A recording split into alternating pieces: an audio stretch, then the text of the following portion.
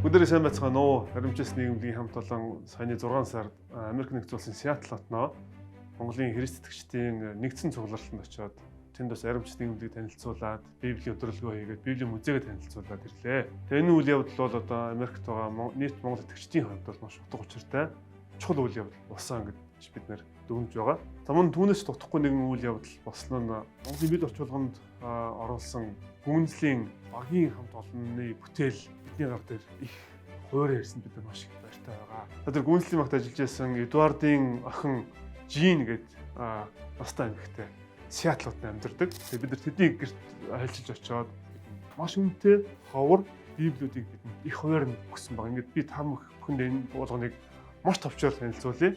За бидний гар дээр 1952 оны шинэ гэрээ байна. Зөөлөн хавцтай бас юм алтлаг ийм хүрээтэй ийм шинэ гэрээ бидэнд ирлээ. За мөн 1846 оны шинэ гэрээний дахин хэвлэлийг 1939 онд хэвлэлснийг бидэнд бас өгсөн.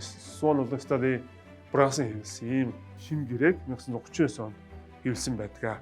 1932 онд хэвлэгдсэн эхлэл ном маань бас бидэнд ирлээ. Гэр одоо юу гэж хэлэх вэ? Мосегийн Genesis хэмээгч нэгдүгээр ном гэсэн нэртэйгээр хэвлэгдсэн байна. 1939 онд бас дуулал ном хэвлэгдсэн байна. Энэ дуулал ном бас бидэнд ирлээ.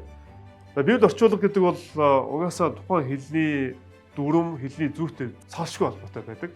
Тэр утгаараа гүнзлийн баг бол монгол хэлний дүрм болон хэлзүүдээр маш монголчуудтайгаа нэг хамтран ажиллаж байсан байгаа. Тэр утгаараа монгол, англи, толь бичиг, монгол хэлний дүрм 3 ном байна.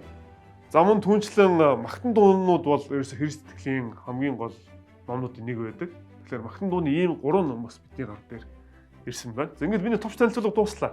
Одоо бид нар үргэлжлэлийг аримчис нийгмийн музейн контент гэдэг сурал нэвтрүүлгээрээ та бүхэндээ хүргэх болно. Мөн түүнчлэн та бүхэн энийг биеэр үзье, харъя гэж бодож байвал аримчис нийгмийн музейд хурч ирээд үзэж болно.